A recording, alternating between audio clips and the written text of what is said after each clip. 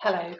With something so important as how we're going to determine the GCSE and A-level grades, if it were possible, of course, we'd have held a parent information event, and we can't do that. So I just thought this might be another way to make sure parents and carers understand what we're doing and can support students in year 11 and 13 through what's going to be, a difficult few weeks whilst we determine their grades, and a situation that could cause some anxiety. There's also a letter, hopefully, that will clarify things as well, and we'll keep giving information as we go on. So I'm just going to talk through a presentation very similar to the presentation that we have gone through with year 11 students today, and we went through with year 13 students yesterday, so that hopefully you are as informed as you can be as well. So I sent this, they call it an infographic. I sent this diagram out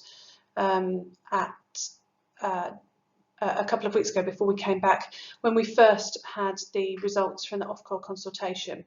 And so what we know is that GCSEs, AS and A-levels will be awarded this summer graded by teacher judgment. So we will do assessments only on what the children have been taught, that includes remotely taught, to build up evidence that allows us to select the appropriate grade for the young person. That evidence might be mock tests and exams, end of unit tests. It can be tests from work from any point in the course. In some subjects there is the NEA, the non-exam assessment, so subjects like D&T, those will continue and that will help inform grades. In art and design, that is entirely what the grades will be determined by. That's what Ofqual have said to us. So students will continue to work on their portfolios right up until they leave us. And the exam boards are going to give us some question banks, which I think as a school will be very useful in us in creating fair and standardised assessments that allow every child the opportunity to show us what they can do. So because of the slightly different arrangements, we've got slightly different results days. AS and A-level results will be 10th of August and the GCSE results are the 12th of August. So there are a lot of things we still don't know, and we're waiting for the exam boards to release further information. But what we do know is around the timelines and what has to happen when. So schools will need to submit grades, the grades that we've determined, to the exam boards by the 18th of June. So ahead of that time, we need to build in the moderating, the standardisation, checking that those marks are accurate, cross-checking across different teachers to ensure fairness. All of those things will need to be built in before we actually get to the 18th of June. And as we said, the results have been brought forwards to the 10th and the 12th of August so that any appeals can happen in a timely enough fashion that if university grades are determined on them, the appeals can already be done. And the vocational results will be published at the same time, so BTEC courses will also be awarded on these dates. So if I just start by focusing on what's going to happen in order to work out grades, and that's both the GCSE and A-levels, but also the qualifications most similar to GCSEs and A-levels, which is the BTECs that we run in school as well. So teachers will assess the standard at which students are currently performing based only on what has been taught. So although schools have been closed, we have continued to taught during the lockdowns, but we were also advised that some units could be dropped and could not be taught from the courses, and so anything that wasn't taught won't be assessed. The judgments of teachers will need to be based on a range of evidence, and we will need to have that evidence ready for any appeals process or for any standardisation from the exam board, any quality assurance visits from the exam board. So we will create folders of evidence from students. It can be a whole lot of work from lots of different sources, and I'll show you that on the next slide, but we have to be confident that it's the student's own unaided work, and so actually that might limit the kind of scope and range of what we do, so that it's fair, and that obviously is very important. We are waiting for all of the support materials from the exam board. There'll be guidance, there'll be exemplars, there'll be mark schemes, and there'll be assessment papers. And what we will do is we'll make sure that students know which evidence is going to be used to assess them, but we won't tell them of the grade that's actually going to be submitted for them, although they will know the grades on the individual assessments that contribute to the overall grade. So what counts as evidence, as I said already, it can be taken from any point in the course, but it is expected that it's likely to be more recent. So we will look back at the evidence base for each subject area, and we might select previous mock exams or end of unit tests that have been taken over the course of study. We might obviously we'll look at the NEAs as well, and that would form some of the judgment. But we will put in some particular assessments, some mini assessments or mini kind of tests that will be provided by the exam board, and we'll put those in as a way of fairly assessing whole cohorts in a particular subject. So if I just talk in a little bit more detail about that, what we're expecting to do in order to ensure the grades are fair is that we're going to make sure that we have our own internal systems to quality assure the grades, to make sure the grades have been, that any assessments have been marked accurately and consistently across teachers. We will have some consideration of the results of previous years as a guide to us, but we're not being asked to ensure that any of our results fit a particular pattern from previous years, which is different from last year when we absolutely were asked to do that.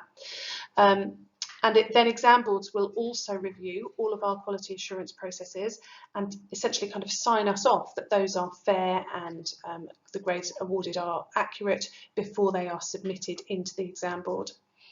Once they are submitted, they'll also do some sampling, I think nationally, where they sample the evidence. So those portfolios I was talking about, those folders of assessment evidence which have been used to determine the grade, they will be sampled randomly by the exam boards across different subjects and across different schools. And then if there are any concerns, the exam board would work with the school to address that before results day. So as with any results in a normal year, there is an appeals process. So students will have the right to appeal if they're concerned about their grade, and in the first instance they would appeal directly to the school to see if we have made some kind of error, used the wrong student's evidence to submit the grade, or there has been a typo in terms of which grade has been submitted. So obviously that check would happen first. If there hasn't been an error, then we can pass the appeal onto the exam board for them to review whether the evidence we used to determine the grade was sufficient and whether the grade has been fairly awarded. And they'll be looking at whether it was reasonable, the grade conclusion that we came to. And obviously we hope there won't be any appeals, but we'll be absolutely happy to support students through that process if they feel something needs looking at again. So as you will have seen as I've gone through the presentation, although the government headline was that GCSEs and A-levels have been cancelled, what they are asking us to do is a set of fair and standardised assessments that allow us to determine the grades. Essentially, we are still setting the exam, but the exams are internal. Now we're going to use exam generated materials for that in order to try to keep it as fair as possible, and we're going to open a kind of assessment window where students can expect those assessments to happen. So for A-level and GCSE courses, teachers will assess students between the 26th of April and the 21st of May. So that means that after the Easter holidays they've still got 2 more weeks of teaching and preparation before any assessments that will be used to determine the grade start. For BTEC courses where the non-exam units still need assessing, students will continue to work on those right up until the 28th of May, which is immediately before the half term. That's the day we break up for half term. So all BTEC students should just keep working hard. Now, there is some ambiguity about the extent to which the BTEC courses need to be finished. If a student is so far off finishing, they should still try to finish. So I don't want anybody to walk away and think, well, I'm so far off, I may as well just stop because there's no hope of me getting it finished. We can still assess it incomplete, but the more complete it is, the more evidence we will have of the appropriate grade for the student. So students should really be aiming to finish all of their current BTEC assessments by that 28th of May deadline. For the BTEC courses where the exam unit needs to be assessed, and for some it will and for some it won't, they will those courses will put on an assessment in this same assessment window as we're talking about now. And for A-level and GCSE courses with the NEAs, we will continue to work on those NEAs up until this assessment window opens, but then the focus will switch to the exam elements of those courses. So something like GCSE D and T, they're going to carry on pushing and pushing and pushing, trying to get the NEA as good as they can, and then they will need to stop in order to switch their assessments to the 50% of the course which is exam based, and do some assessments in those. For A-level and GCSE art, as I've already said, it's entirely based on their NEAs, so students need to just carry on working on those right up until the last possible point before half term. So I hope that's been clear, and along with the letter answered any queries or concerns. I have had a few kind of common questions about whether the assessments can be different for different children. In principle, we're being told by the boards that the assessment should be the same for all students in that cohort, unless there are some mitigating circumstances, something that needs special consideration, and we will advise parents shortly how you are going to be able to advise us of any mitigating circumstances, anything you think we should take into account which might enable us to use a different assessment for a particular child because they've missed something in particular, and we need to make an adjustment. We're not sure how much of the course the assessments need to cover. The coverage should be broad, we've been told, and the examiners are not going to quantify it. They're not going to put a number on it like 75%. But obviously it needs to be significant enough to warrant the awarding of a GCSE or A-level. One English essay is not the same as completing a full GCSE. So we need to get the balance right in terms of breadth of coverage, but also not overwhelming children with the number of assessments. And as I've said previously, this year we don't have to align our outcomes to the outcomes from previous years, which I think is much fairer and something I'm in support of. So we'll have an awareness of it, but we won't submit a particular pattern of grades. So next steps then, we do still need students and parents to be patient.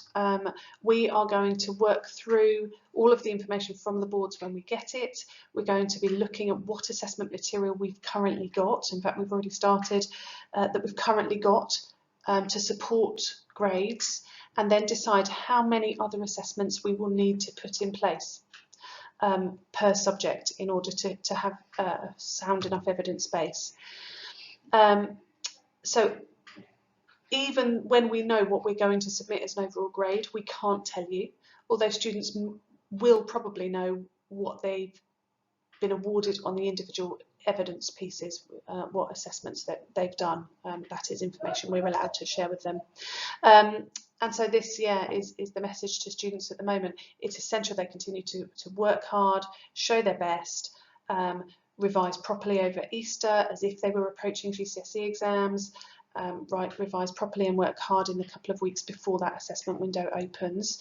And we will try to ensure that in that first week back after Easter, students get a more detailed timetable of when the assessments are going to happen in each subject area, so that they can prepare for them properly. If you have got any questions or queries, do please contact Miss Jenkins, Head of Year 11, or Miss Gardner, Head of Year 13. I hope that's been helpful. Thanks very much.